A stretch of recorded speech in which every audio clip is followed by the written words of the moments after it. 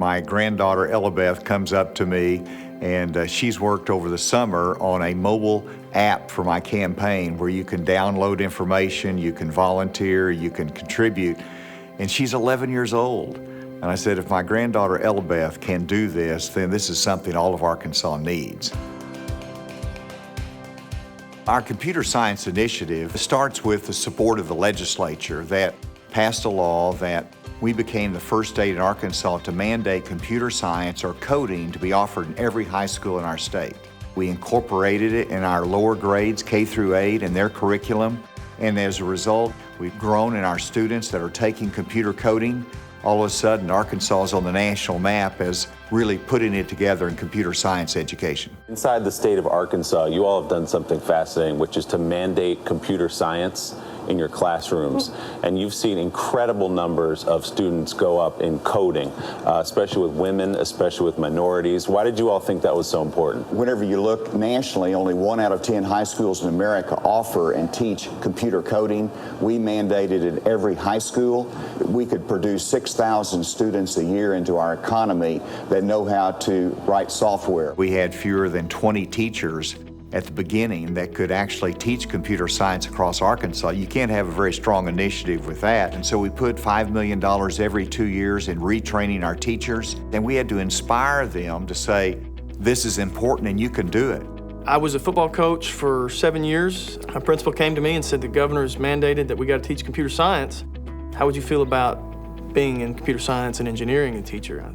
That's taken off, and I get to do fun robotics and computer science every day at school. So I had a French teacher from Manila, Arkansas, who said, if this is important for our state and our students, surely I can learn coding. It's just like another language. Coding isn't just about engineering. It's about farming. It's about welding. It can take students where they want to go in life and help them be the most successful person they can be. They've boosted our enrollment in our program. So since then, we've had over 400 kids this year apply to take these computer science classes. We only have 2 grades in here, and we're not a very big school. As I've progressed through the years, the variety of classes that have been offered and the impact they've had on me has exponentially grown. One reason why I like computer programming is because you can do anything you want with it. Anything you put your mind to, coding can do that. I go through all the high schools in Arkansas, or as many of them I can reach, encourage our students. We had fewer than 1,100 students across Arkansas taking computer science. It has grown every year from 1,100 students to 4,000 students to 8,000 students this last year. The largest percent of growth is among our young girls. When I started taking programming classes this semester, it has pushed me into learning more about it outside of school than just in school. You know, you're outside of school still thinking about these projects, and that's awesome because that never happened in all my other years of teaching any other subject. Having so much fun with all these classes, it led me to getting my pilot's license for drones class. I got my drones license before I got my driver's license. So our classes themselves are going to be flight space, you know, computer science, robotics, design and modeling, but we're actually, the skills you're learning in them apply to everything, and whether it's an app they're developing or it's robotics and something they're programming. You start with computer science, you start with coding capacity. We also complement that with cybersecurity. And so that's an additional course that we want to offer. And then finally, we've developed a cybersecurity range so they actually can see a network under attack and how the best way to protect that network. We not only want to find what our students are interested in, we want to find out what they're good at. We're setting them up for their life. They're not going to have the opportunities to use 3D printers, to use drones, to use robotics outside of school. So the school and the governor, they've made this possible for all these kids to experience that. So when you look at the importance of broadband being in the schools, you have to have that high speed. Otherwise, the students become frustrated in their coding class. And so we made that a priority, and now that we have it, we want to be able to extend that to our communities so that they can have the same experience and opportunities.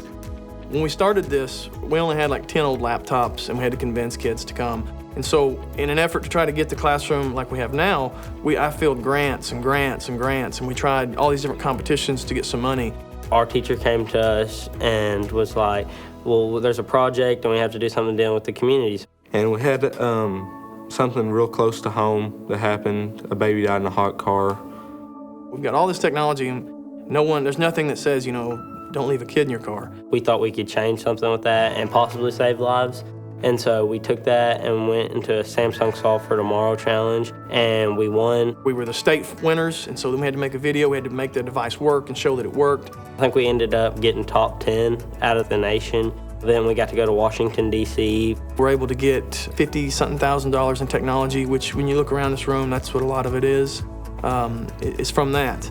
And so I'll go into a school and I not only talk about computer science, but I'll listen to them. And whenever they start telling me stories about their projects. Good job. So through this class, we had a sophomore in high school, a 15-year-old girl, in one of our engineering classes, working with a 3D printer. She met this girl in kindergarten who didn't have a hand, and she wanted to help. Using a 3D printer, she was able to make the little girl a hand, let her work with it, brought it back, made adjustments. Just one of the most incredible, impacting events. Actually take what you're learning and improve the life of a human being. Because we have the talent that's coming through the pipeline, we've been able to attract additional technology companies here because they see the talent pool. Before I took this class, I didn't know what I was going to do. I was just not focusing at all. But taking computer classes this year has really affected me into going into that direction of a career. It's inspired me. It's what I got into this for because I wanted to help people. I wouldn't be who I am right now if it wouldn't have been for this experience I've been through. I would say that my future looks pretty great. I know what I'm going to do. I have everything planned. If the governor hadn't made it mandatory, my principal wouldn't ask me to teach it, and I would probably not be teaching anymore. I'd probably be trying to sell insurance or, maybe a greeter at Walmart, just something other than teaching science. From giving them a reason to come to school when they might not have had it, to seeing teachers build these relationships with students, our high school is a better place because of our computer science program. It's about our students having a higher quality of computer science education, where there's more course offerings, where there's more languages that are taught. It's about taking the AP test where they can get college credit for it at the same time. And so we're always trying to add to what the foundation that we've already built. And I think that will continue to build the excitement for a computer science comprehensive program across the state.